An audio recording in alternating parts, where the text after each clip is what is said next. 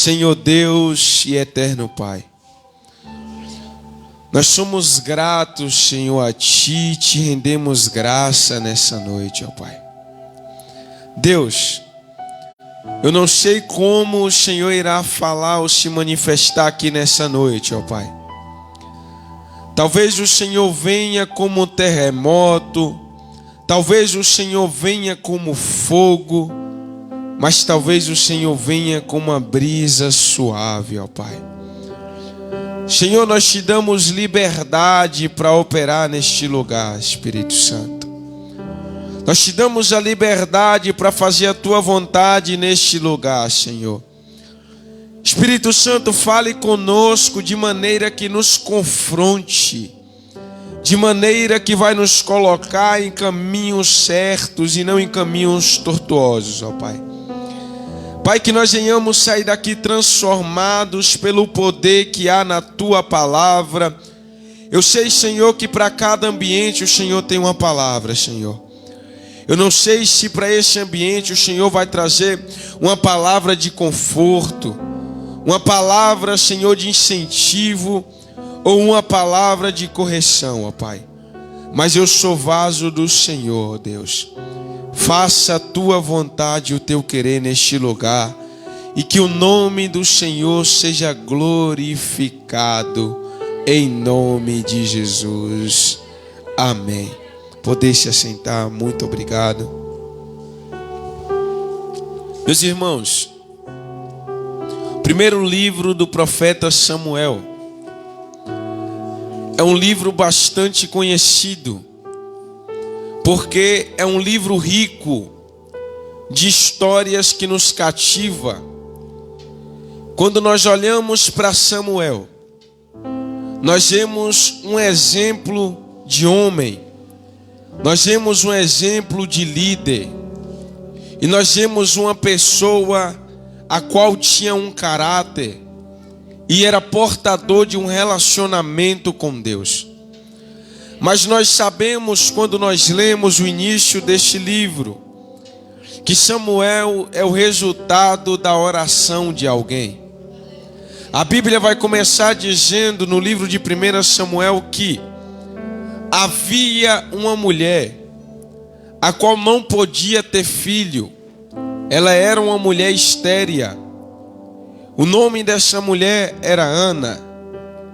E essa mulher, ela sofria afrontas dentro da sua própria casa, porque naquele tempo era permitido um homem ter duas mulheres. Mas, pastor Heraldo, quando nós olhamos na história da Bíblia, nós somos capazes de enxergar que a maioria das confusões que tiveram foi porque um homem teve a escolha de ter duas esposas: Abraão com Agar e Sara, Elcana com Ana e Penina. Nós vemos aqui uma comunhão familiar conturbada. Nós vemos aqui que falta comunhão, porque uma podia ter filhos e a outra não podia. E isso era motivo para descaso. Isso era motivo para piadinhas. Isso era motivo para afrontas. Mas algo me chama a atenção em Ana, que mesmo Ana estéril, mesmo Ana não podendo ter filho, todos os anos ela subia com a sua família para prestar sacrifício ao Senhor. Um certo dia, Ana, junto com a sua família, com Elcana, com Penina, vai prestar sacrifício ao Senhor. E o texto diz que Elcana pega a melhor parte do sacrifício e dá para Ana. Ana deixa a melhor parte de lado e vai diante do altar de Deus ter um bate-papo com Deus. Só que ela recebe a melhor parte do sacrifício dado por Elcana.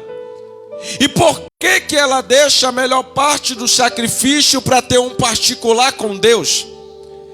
É porque chega um momento em que nada daquilo que o homem faça pode preencher o vazio da nossa alma.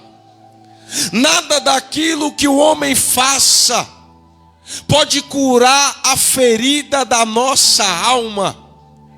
Vai chegar um período em que o prega demais não pode preencher o vazio da alma. O canta demais não preenche o vazio da alma. O referência não preenche o vazio da alma. Porque ainda que você receba milhares de elogios, sem relacionamento com Deus não tem cura de alma. Sem relacionamento com Deus não tem preenchimento de vazio. Então ela deixa a melhor parte do sacrifício e vai ter um particular com Deus. E quando ela começa a conversar com Deus, a primeira coisa que ela faz é reconhecer a sua humanidade. Ela diz: Senhor, a tua serva está com a alma amargurada. Se tu atentares para a oração da tua serva e me der um filho homem, eu entregarei ele diante do altar do Senhor para servir na casa do Senhor. Nós observamos que tudo que Ana queria era um filho. Tudo que Ana anseiava era um filho. Talvez todos os pedidos da oração de Ana é: Deus, me dá um filho. Mas Ana está olhando para Deus e está dizendo: é tudo que eu quero, é tudo que eu tenho. Mas se o Senhor me der, eu entrego diante do seu altar. Eu ainda não entendi, pregador. Talvez é tudo que você tem, é tudo que você tanto pediu no passado, mas você entende que sem a presença tudo que você tem é resumido em nada. Deus, ele não merece a tua metade. Ele não merece a terça parte da tua metade. Deus, ele merece tudo que você tem para entregar a ele. Mas Deus, é tudo que eu tenho, e Deus está dizendo: é tudo que você precisa entregar. Então Ana, ela faz esse pedido. Elcana vê ela orando, e a forma qual ela orava era uma maneira diferente. Porque o texto diz que ela mexia os lábios, mas as palavras saíam do coração. Então nós vemos que Ana não usava a sua eloquência. Ana não gritava de maneira desesperada.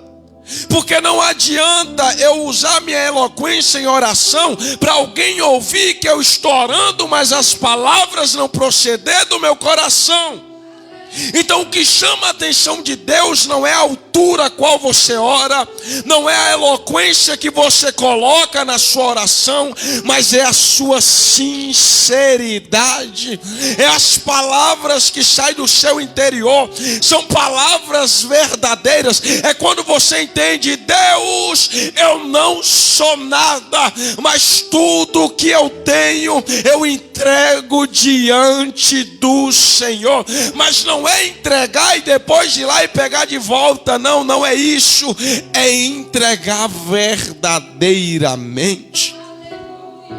Elcana está de fora, Eli está de fora, Penina está de fora, mas Ana entra, porque ela entende: tem coisas que só eu posso fazer por mim.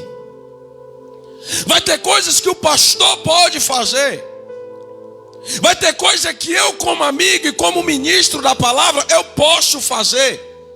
Mas tem coisas que dependem de você para acontecer. Então o que é que Ana faz? Ela tira o seu momento com Deus. Aí chega Eli, fala: mulher, até quando você vai se embriagar com vinho? Sabe por que isso, pastor? É porque quem está de fora não entende. Quem está de fora vai criticar. Quem está de fora vai falar. Mas só quem está lá dentro, diante do altar, só quem tem a alma amargurada entende o que está acontecendo. Eu estou sentindo a graça de Deus aqui. Alguém está de fora e está dizendo, mas como assim? Vão inventar coisas, vão dizer coisas, vão levantar comentários, mas só você sabe o que você fala no seu secreto com Deus. Lembra que lá em João, quando Filipe vai até, encontra com Jesus, e ele leva a notícia para o seu amigo, e ele vem. E quando ele olha, eu encontrei o Messias, ele vem lá de Nazaré. Aí Natanael olha para ele e diz assim, pode vir alguma coisa boa lá de Nazaré? Quando ele se apresenta a Jesus, Jesus olha, eis aí um verdadeiro israelita. Ele pergunta, como assim o senhor me conhece? Da onde? Jesus olha para ele e diz, eu te vi lá debaixo da figueira. E segundo historiadores, eles dizem que a figueira era o lugar onde Natanael orava. E quando ele pergunta, da onde o senhor me conhece? Jesus olha para ele e diz assim, eu te vi lá debaixo da figueira. Como assim, Jesus? Eu não entendi. É aonde ninguém te viu, mas ele está dizendo, eu estou te vendo. Não entendi ainda. É lá dentro do quarto, ninguém te viu, mas Jesus está te vendo. É lá no secreto, ninguém te viu, mas Jesus está te vendo. É aquele momento em que as palavras já não existiam e as lágrimas corriam no teu rosto e ninguém te viu, mas Jesus está te vendo. E passou-se tempo, surgiu Saul. Saul não procedeu na maneira que agradava o Senhor. No capítulo 16, Deus olha para Samuel e diz, ei, até quando você vai sentir dó de Saul sabendo que eu já rejeitei? Mas faz do seguinte, você vai lá em Belém, pega o melhor azeite, olha isso aqui, pega o melhor azeite, e você vai lá na casa de um homem chamado Jessé, e você vai ungir um dos seus filhos como rei sobre Israel. Isso aqui é interessante porque quando é para ungir Saul, Deus ele não especifica o azeite.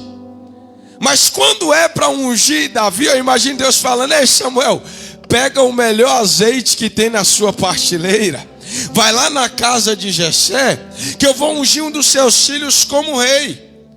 Aí veja bem, quando Samuel teme, ele diz, não, mas se Saul descobrir que eu vou lá ungir o filho de Jessé como rei, ele vai mandar me matar. Porque ele não vai querer perder o poder assim, ele não vai querer perder a posição assim.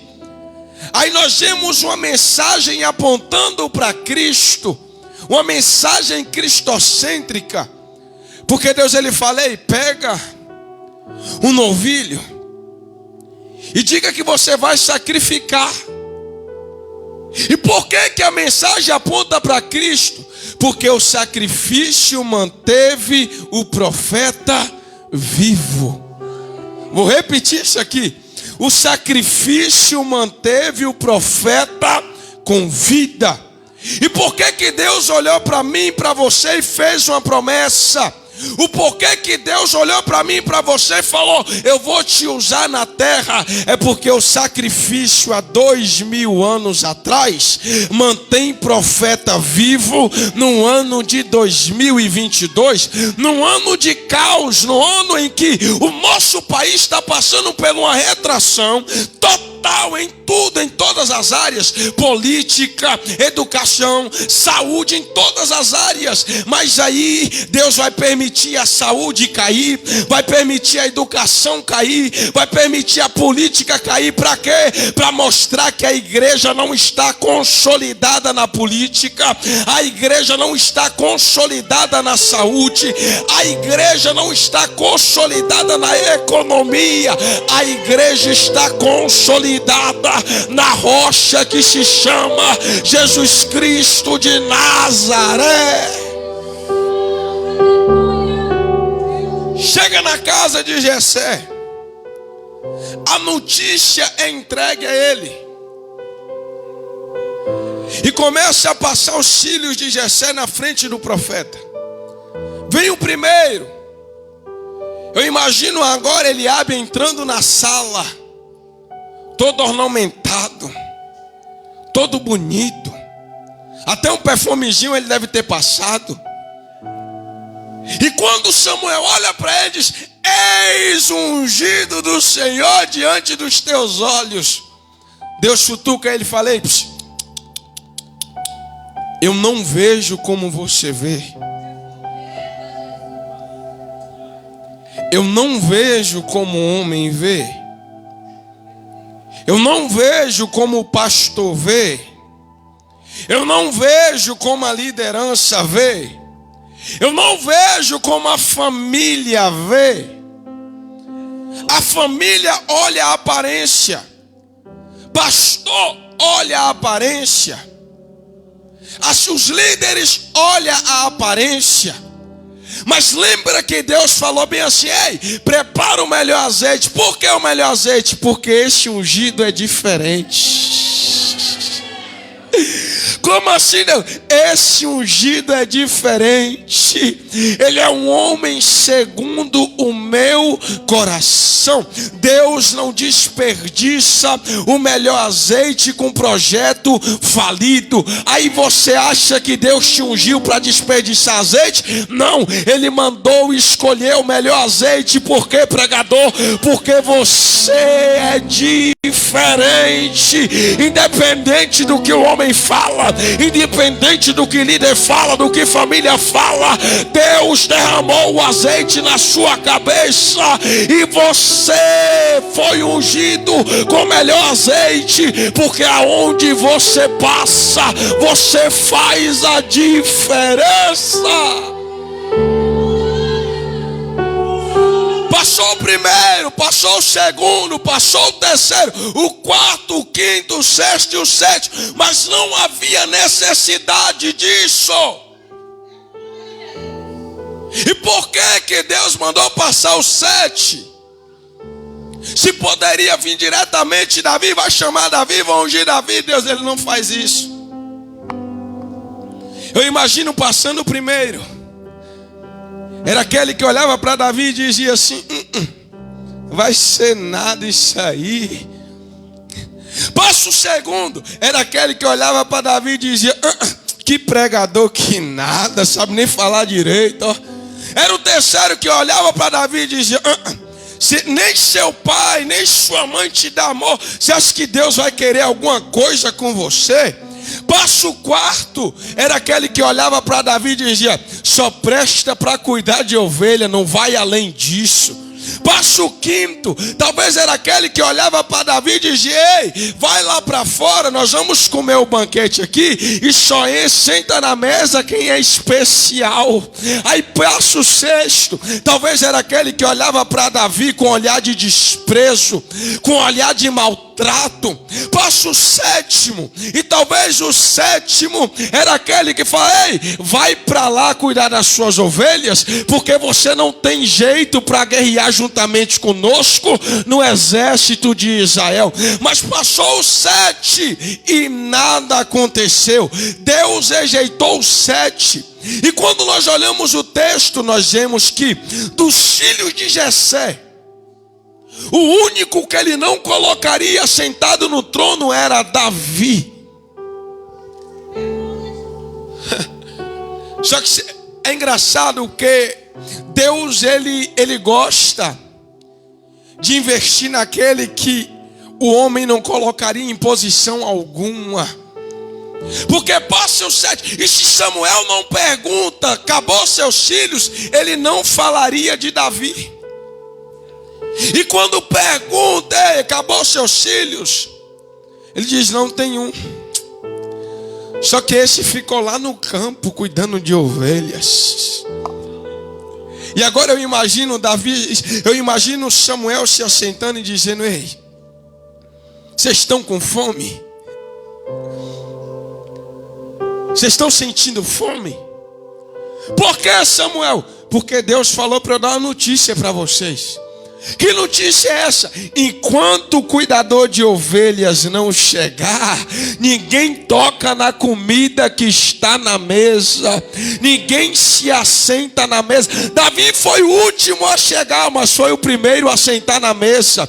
Aí imagina aí, valeu a pena o que, Davi? Ver os meus irmãos se banqueteando e eu tendo que ir para o frio tomar conta de ovelhas. Valeu a pena quando eles passavam por mim e diziam: você não vai ser nada. Valeu a pena quando passavam por mim e diziam: você acha mesmo que Deus vai apostar em você? Valeu a pena ouvir tudo isso. E hoje eu estou no anonimato. Eu vejo alguém chegando, eu imagino alguém chegando para Davi dizendo: ei, larga tudo que você está fazendo. Talvez Davi olha para ele e diz: eu não posso. Por que, Davi? Porque o meu pai falou que eu só sirvo para isso aqui. O pessoal lá de casa falou que eu só sirvo para fazer isso. E talvez o mensageiro olhe para ele e diz: mas Davi, foi o seu pai que mandou eu vir aqui ao seu encontro para te levar para casa. Uma hora dessa, por quê? É porque todo mundo lá está com fome.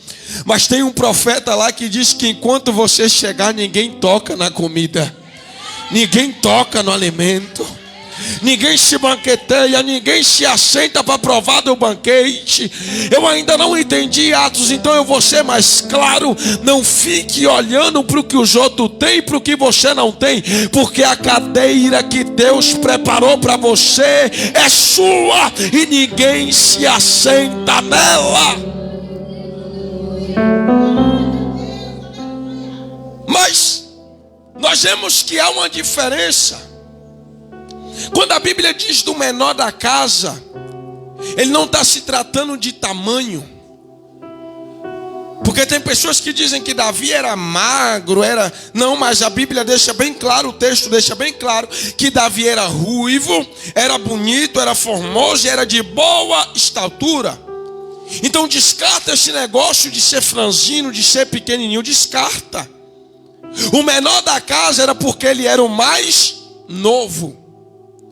Ele era aquele que fazia as tarefas. Era aquele que só servia para limpar a bagunça. O mais conhecido como hoje como tampa-buraco. O que é tampa-buraco, pregador? Vamos chamar todo mundo. Se ninguém puder ir, a gente chama ele. Vamos mandar convite para 100 pessoas. Se as 100 pessoas não puderem ir, aí a gente manda o convite para ele. Davi, ele era esse tipo de pessoa. Então quando Davi ele chega, que ele recebe a unção, nós vemos que o Espírito do Senhor passa a ser com Davi. Mas antes que Davi recebesse essa unção, Davi ele era um adorador de excelência. Por que Deus escolheu Davi e não seus irmãos? Se Samuel se impressionou com Eliabe, por que Deus não escolheu Eliabe? É porque você não vai ver um salmo escrito por Eliabe. Você não vai ver um salmo escrito por Tamar. Você não vai ver nenhum salmo e lá está dizendo o irmão de Davi que escreveu. Não. Mas Davi, mesmo no meio do anonimato, no lugar onde o meu ego não queria que eu estivesse, nós vemos Davi escrevendo: o Senhor é o meu pastor e nada me faltará. Deitar-me faz em pastos verdejantes.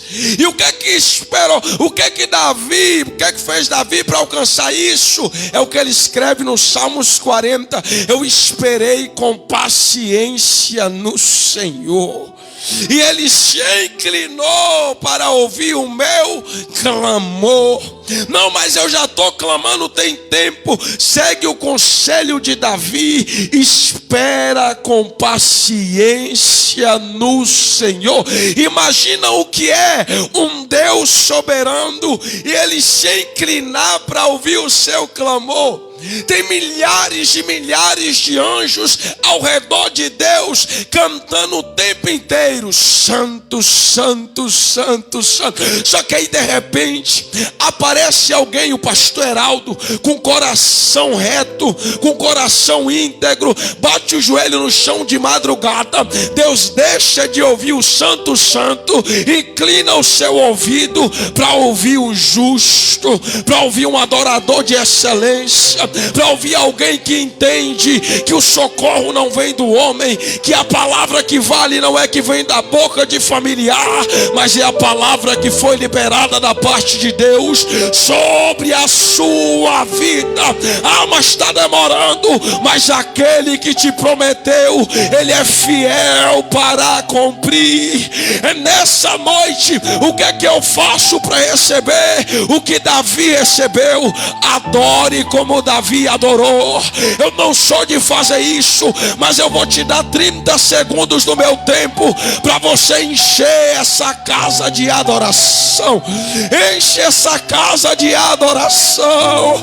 Fala palavras de amor para Ele, se declara para Ele. Fala: Senhor, o Senhor sabe que eu tenho meus limites, mas eu te amo, eu te adoro, eu te exalto.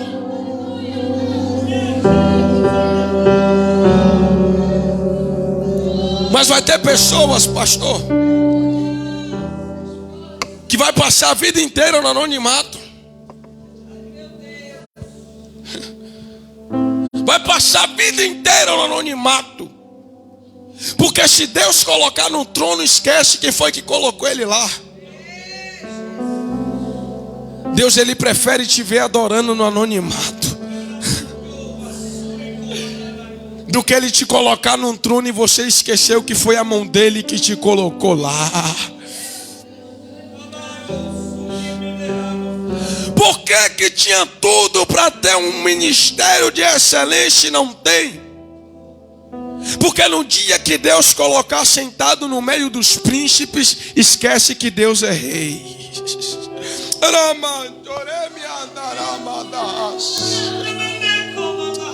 Aleluias. No dia que se assentar no meio dos príncipes, esquece que há um Deus que é rei, que é soberano, assentado no alto e no sublime trono. Mas antes de Deus ungir Davi, Deus sondou o coração de Davi. Ele sabia que após Davi cair, Davi, pela posição que tinha, ele não iria se colocar como alguém perfeito.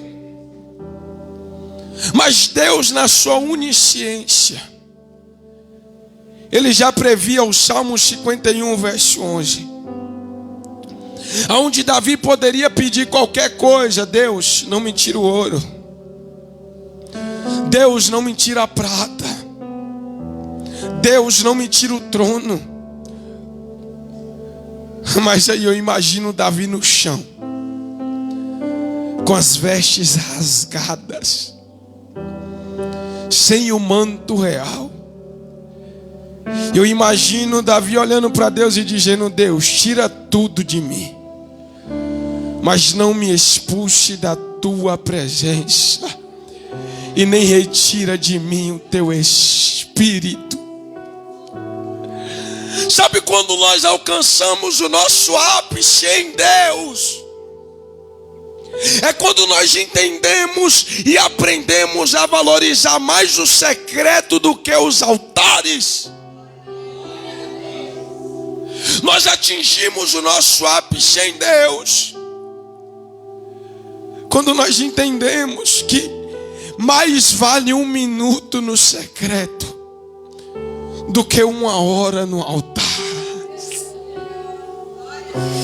No secreto Davi matou leão, no secreto Davi matou urso. Foi no secreto. As suas maiores guerras você não vai vencer aqui em cima, Você vai vencer quando ninguém vai estar te vendo. É aquele momento que a sua vontade é gritar socorro. E Deus vai olhar para você e vai dizer: não, agora é só eu e você.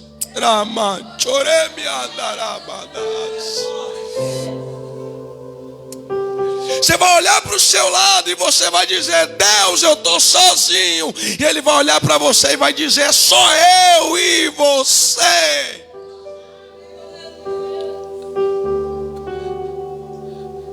Ter pessoas ao nosso lado é bom,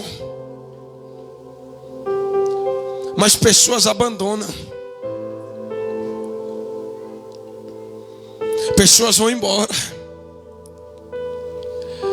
Pessoas batem a porta na sua cara.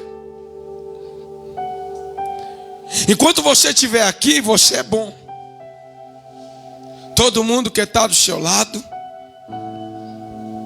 cai, pastor Heraldo. Tropeça. Mas Deus, Ele não é assim. Deus tinha todos os motivos para bater a porta na sua cara. Ele tinha todos os motivos para bater a porta na minha cara. Mas todas as vezes que eu vou no secreto, Ele está lá me esperando. Ele marcou um encontro comigo, Ele marca um encontro com você. Voltando, Davi, ele é ungido, ele não vai para o trono. Ele volta para o pasto, pastorear ovelhas. Deus cria uma situação. O Espírito de Deus se sai de Saul. E vem um espírito maligno, diz o texto, da parte do Senhor. Mas o Senhor tem espírito maligno, os demônios também são servos. Os demônios, o que Deus ditar, está ditado, acabou. Eles são servos. Nós vemos isso quando Jesus está entrando em Gadara. Os demônios pedem permissão para Ele, para pular na manada de porcos.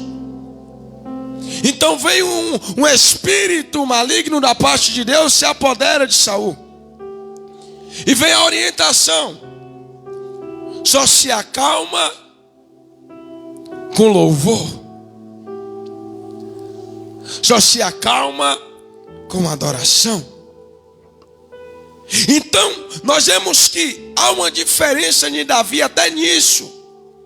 Porque quando Saul manda procurar um tocador de harpa, alguém chega para ele e diz assim: ó, tem um jovem, é filho de Jessé, o belanita, ele toca bem, e o Senhor é com ele. Não é sobre só cantar bem, não é sobre só tocar bem, não é sobre só pregar bem. O que te diferencia é o fato do Senhor ser com você. Então, o que faz chamar Davi é isso: o Senhor é com ele. Então Saul, manda mensagem para o pai dele, diz que eu vou precisar dele. E aqui nós vemos que há uma diferença. Vai depender do momento e da situação. Quando o espírito se apoderava de Saul, Davi tocava a harpa, ele se acalmava. Então Saul manda outra mensagem e diz: seu filho agora vai trabalhar para mim, vai ser um empregado particular, vai ficar aqui perto de mim, porque eu gostei dele. Ele chamou a minha atenção, eu admirei ele.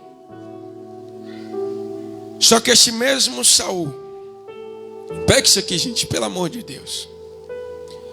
Esse mesmo Saul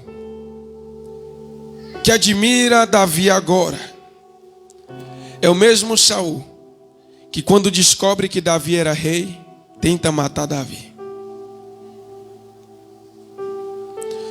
Tem pessoas que te admiram até elas descobrirem o que Deus tem para fazer através da sua vida.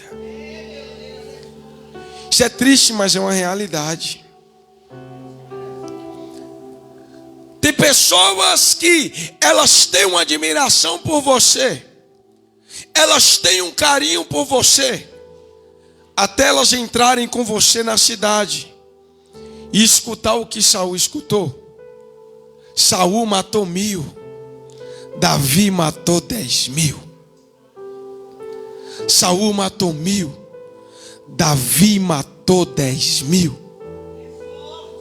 Naquele momento Saul entende que, como assim? O negócio era para ser inverso. E por que não é? Porque o que fazia Saul, de Saul, um rei de nome, um rei exemplar, um rei poderoso, não era a coroa, era a presença do Espírito que pousava sobre ele. O Espírito saiu, pousou em Davi. Agora Davi, mesmo sem coroa, mesmo sem manto real, apenas com uma couraça, lutando na guerra como se não fosse um rei, como se fosse um soldado qualquer. Alguém olha para Davi e diz: ei, tem uma diferença aí. Porque ele está fazendo algo que era para o rei estar fazendo. Mas você já parou para observar que tem muito rei que só é rei porque tem coroa? Tem pastor, não atingindo os pastores que estão aqui, porque quem é sabe. Mas tem pastor Heraldo, que o que faz dele pastor é o fato de estar vestido um terno e estar sentado na tribuna. Mas a presença já se saiu há muito tempo. A presença já se retirou há muito tempo. Aí quando vê Deus levantando a juventude, vamos matar.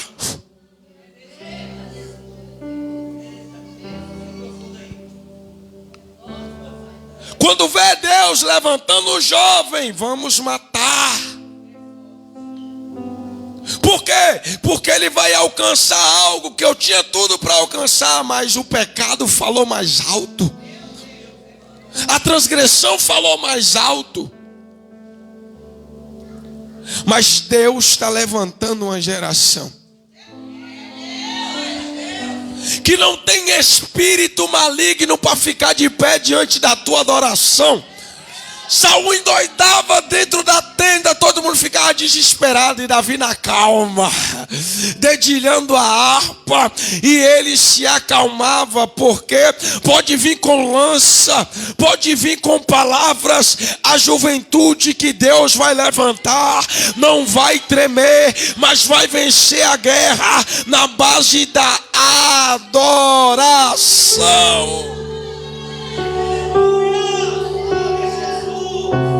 E quando o povo está sendo afrontado, termino, nós vemos que Israel, juntamente com Saul, tremeu na base.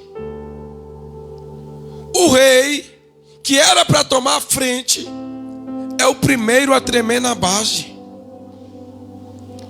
Mas aí chega um rei que não tem nome,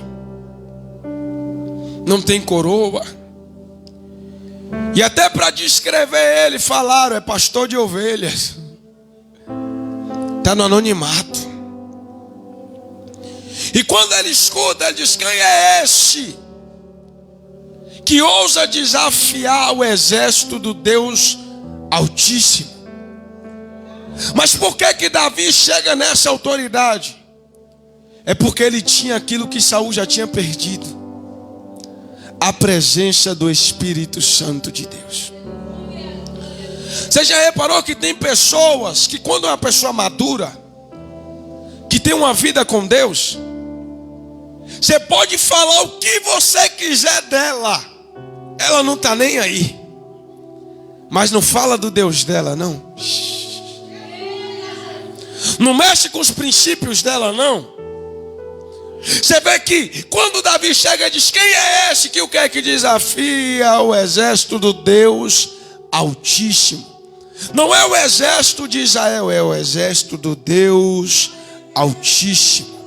Porque quando ele afronta o exército, ele está desafiando o próprio Deus. Ele diz assim: esse incircunciso, o que é incircunciso? É alguém que não tem aliança. E tem pessoas que têm aliança e está tremendo diante de pessoas que não têm aliança com Deus, que não têm compromisso com Deus. E Davi, ele não aguenta ouvir aquilo. E é o que falta em nós. Nós vemos pessoas o tempo todo afrontando o nosso Deus, falando mal da palavra que a gente prega. E nós não temos a coragem de nos posicionar. Nós vemos na Bíblia que há 2000 anos atrás, alguém se posicionou por milhares de pecadores. E hoje milhares de crentes não têm coragem de se posicionar por ele. Nós saltamos mais quando fala mal de alguém que a gente gosta, que amanhã, quando a crise vier, vai virar as costas para nós, do que para aquele que deu tudo por mim e por você. E quando Davi ele pergunta: o que receberá quem enfrentar o gigante e vencer? Sabe o que é isso, pastor Heraldo?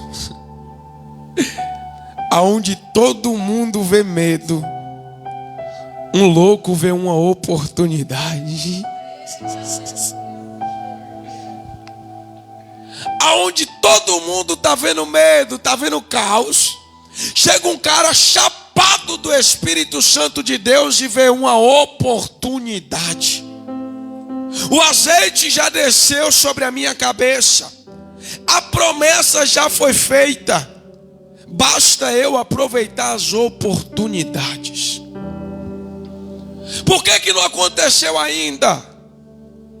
É porque Deus está criando cenários e situações para te dar oportunidade. Mas você está entrando junto com a multidão no medo. E se der errado? E se não acontecer? E se não for? Pega isso aqui. Em um mundo parado, quem dá um passo está à frente de todo um planeta. Davi está vendo a multidão parada com medo, está olhando lá para baixo, ele não vê o gigante, ele vê uma oportunidade.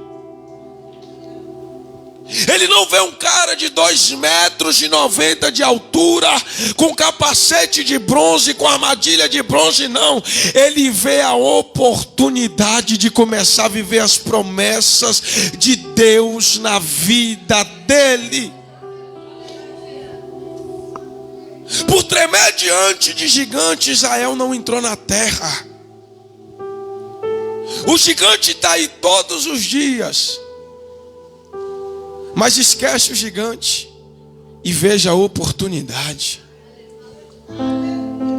É dentro do trabalho, é uma situação que para resolver vai dar muito trabalho, e Deus está dizendo: não olha o trabalho, olha a oportunidade.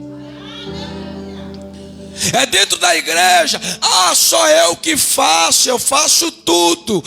Eu tenho que arrumar aqui, eu tenho que limpar lá. Você está vendo um problema em servir, mas é uma oportunidade que Deus está te dando. Se no pouco nós não conseguimos ser eficientes, nós nunca vamos receber o muito da parte de Deus. Deus, ele cria situações pequenas para te levar a lugares grandes. Olha tudo que Davi passou. Ele chega aqui, o irmão olha para ele e diz: ei, eu conheço a malícia do teu coração. Imagina se Davi fosse um jovem de 16 anos do século 21. Meu irmão falou que meu coração é malicioso. Só que Deus já tinha falado que Davi era um homem segundo o coração dele. Deus, ele nos promete milhares de coisas, Aí chega alguém e fala que nós não somos capazes e nós damos mais ouvido à voz de Eliabe do que à voz de Deus.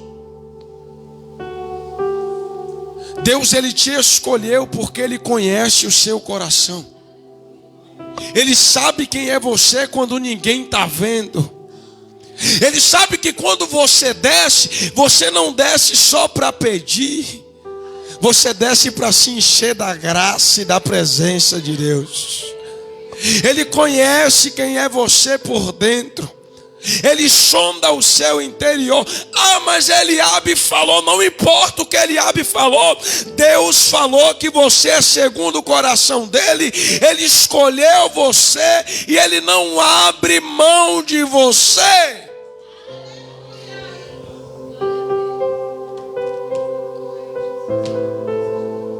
Mas não é do dia para a noite. Haverá processos. Caverna de Adulão. Terreno de inimigo. Ter que se fingir de doido para não morrer. Davi fez tudo isso. Foi para a caverna de Adulão. Ficou no terreno dos filisteus. E aqui os filisteus, este mesmo povo que está aqui, Davi desce lá e mata alguém que para eles eram considerado um Deus. Então veja o perigo que Davi estava correndo.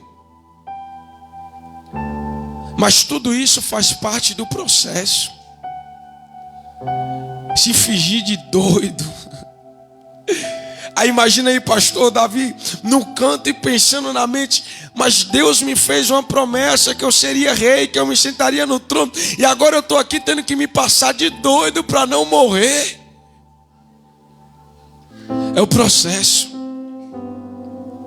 É o processo. O processo dói, mas a dor faz parte do crescimento de Deus. Davi passou por todos esses processos. Mas quando ele assume o trono, a primeira coisa que ele sente falta é: cadê a presença? Sabe o que é isso, pastor? É alguém que saiu do anonimato e se lembrou de quem colocou ele no trono. É alguém que se sentou no meio dos príncipes, mas não se esqueceu que foi Deus que colocou ele lá. Deus, ele vai te levar a lugares, mas não se esqueça que foi Ele que te colocou lá. Porque o Deus que dá, Ele tira.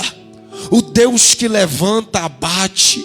O Deus que dá vida, mata. Davi busca a presença. Ele entra dentro da cidade. Ele tira o manto real. Ele tira a coroa. Era algo que ele esperou tanto para usar. Mas quando a presença entra, ele se desfaz de tudo aquilo. A presença muitas das vezes entra no culto,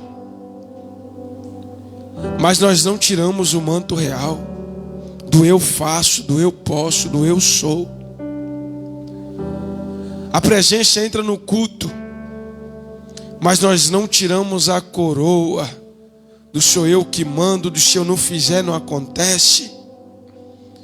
Mas Davi, ele se desfaz de tudo aquilo que na lógica do homem é valioso. E alguém está da janela e está dizendo: isso é forma de um rei se comportar. Mas só se comporta assim um rei que entende que se não fosse aquela presença, ele não estaria ali. Se não fosse aquela presença, ele não estaria naquela posição. Ele não estaria ocupando aquele lugar. Não importa quem está olhando, não importa quem está na janela. Deixa Mical falar da janela. Deixa os homens dizer: olha lá como o rei está. Quem entende Jesus, ele fala o quê? Quem foi muito muito perdoado, muito ama. Ninguém vai entender a sua adoração, mas só você sabe o porquê. É porque você sabe da onde Deus te tirou. Você sabe o que Deus fez para você chegar aqui. Então a presença de Deus, ela entrou na casa desde o início do culto. E o que é que falta? É você esquecer quem está do seu lado. Desfaça do manto real, tira a coroa da cabeça e fala para ele: Espírito Santo, encha a minha vida, encha a minha casa, encha a minha família. Fala para ele igual Moisés falou: se eu tenho achado graça aos teus olhos, não permita que eu parta daqui sem a tua presença. Quem nós somos no culto? Davi ou Mical? Quem nós somos no culto? É aquele que desfaz do manto? Ou é aquele que fica? Para que tudo isso? Para que pular assim? Para que gritar assim? Para que glorificar assim? Eu imagino Davi se prostrando diante da arca e dizendo: Senhor, eu entendo que se não fosse a tua misericórdia, o que seria de mim? Se não fosse a tua mão me sustentando em meio ao processo, eu já teria parado no meio do caminho. E por que não parou? Porque na caverna de Adulão, Deus estava lá. No terreno inimigo, Deus estava lá. Ah, mas eu me fingi de doido para não morrer. Mas Deus estava lá. Aí ele diz assim no Salmos 91: sabe por que eu estou de pé? Porque aquele que habita no esconderijo do Altíssimo, a sombra do Onipotente descansará. E agora, Davi, eu darei testemunho e eu direi do Senhor, porque Ele é o meu Deus, o meu refúgio e a minha fortaleza, e nele eu confiarei. Que o Espírito Santo continue falando ao coração da igreja.